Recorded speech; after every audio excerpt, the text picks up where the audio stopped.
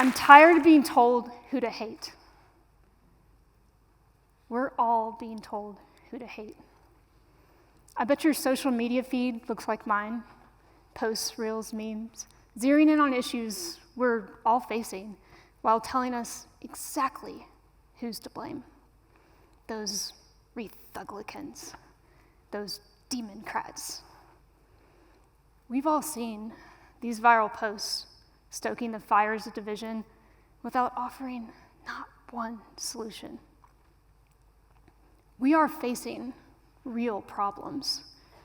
There are bad actors, people who are fighting against progress, fighting against solutions. My wife and I, we worry constantly about our safety. We watch as elected leaders from across our nation give speeches and work to enact laws that would take away not only our rights, but the rights of all marginalized communities. We also worry about the rising cost of gas, the rising cost of groceries, and the rising cost of healthcare. All things we're trying to afford on wages that aren't keeping up with inflation. These conversations, they're conversations we are all having. And it's easy to seek solace by having our perspectives affirmed by like-minded friends, family, coworkers, and yes, even strangers. By our social media algorithm that shows us exactly what we want to see.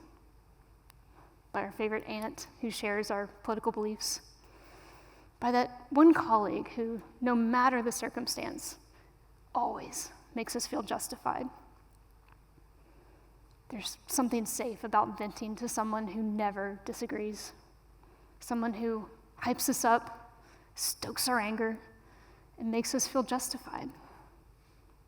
We've all done it. It felt good, right?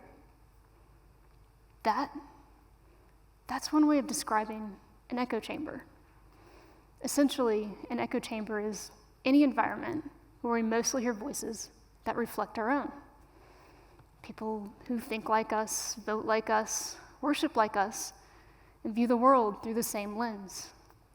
It makes our beliefs feel unquestionably right, while making others' perspectives seem wrong.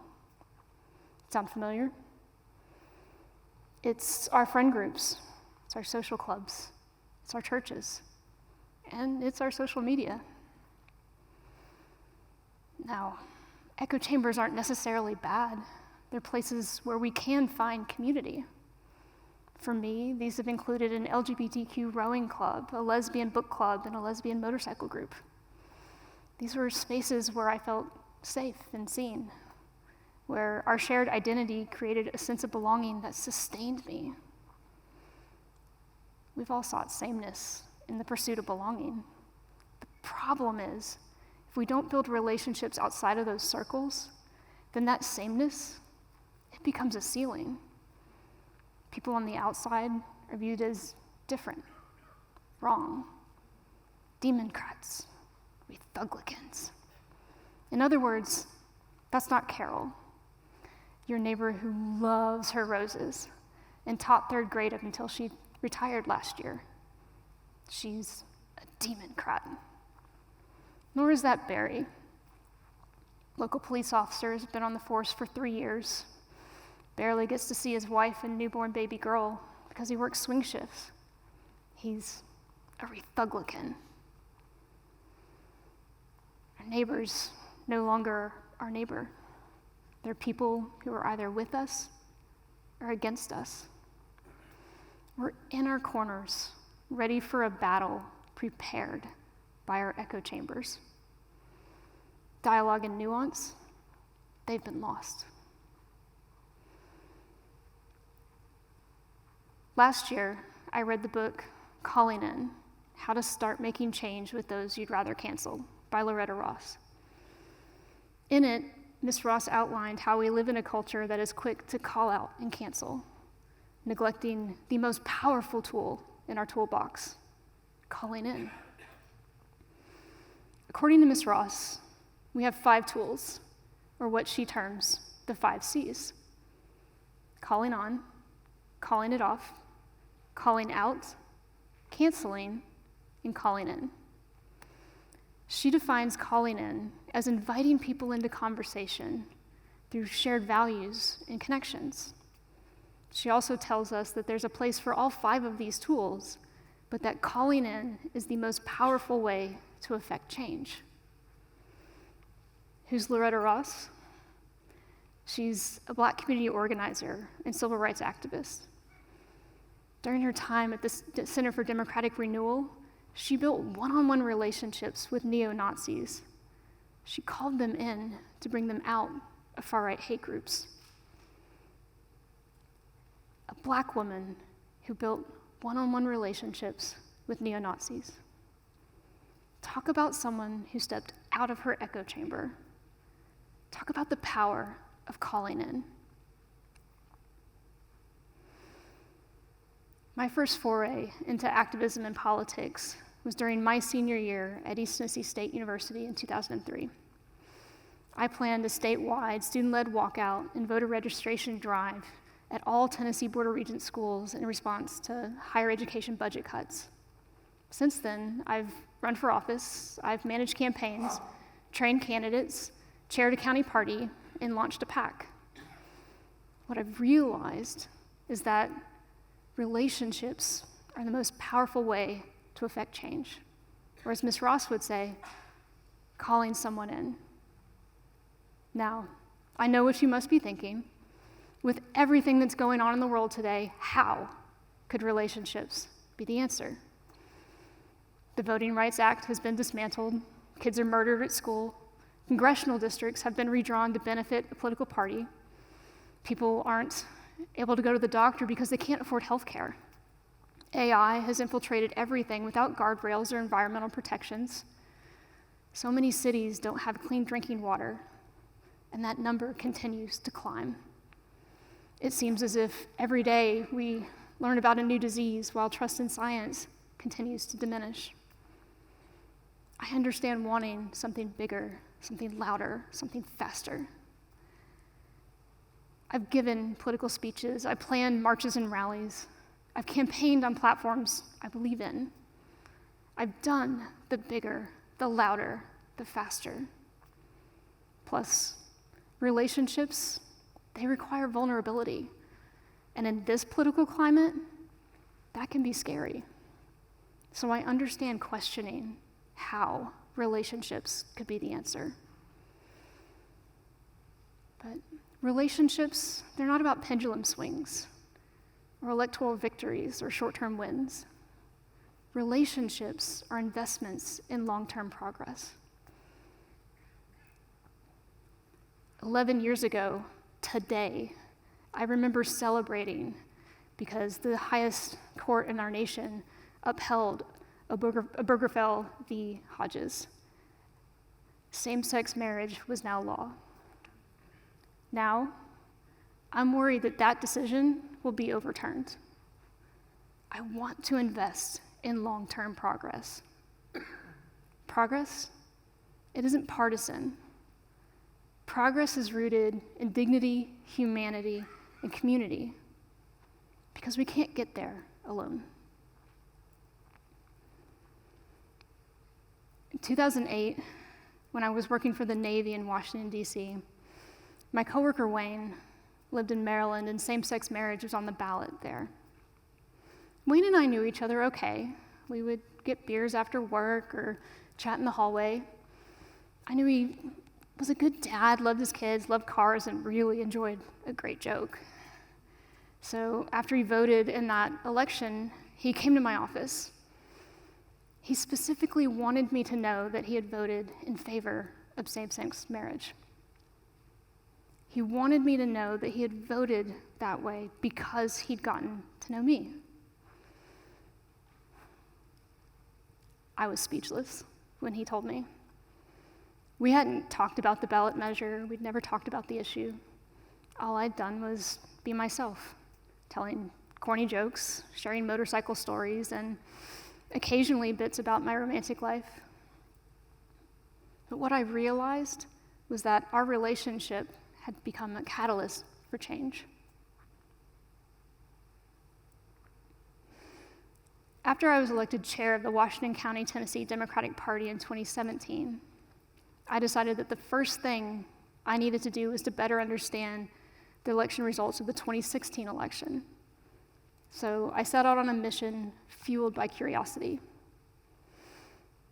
I struck up conversations with community members in restaurants and bars, in grocery stores and parks.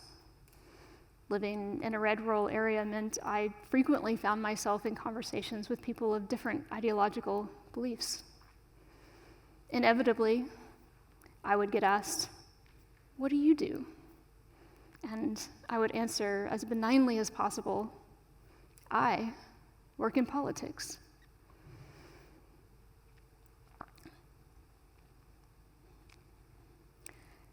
What was interesting was that not one conversation was confrontational, because I asked why. When politics was brought up, they would share about the issues that they were facing and the solutions that they believed would remedy them. Not one conversation was confrontational. Again, I knew if I approached these conversations with anything less than curiosity, then I would be met with defensiveness, and I wouldn't get the answers I sought. What I realized was that we're all frustrated by mostly the same things. What comes out in the dialogue is rhetoric and talking points, insecurities, and instincts for survival.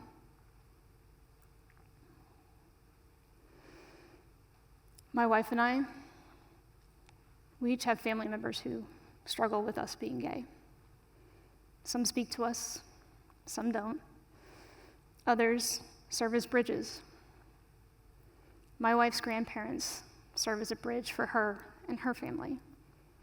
They love her, which meant they welcomed me. Now, I didn't say that they approve of her being gay or us being married.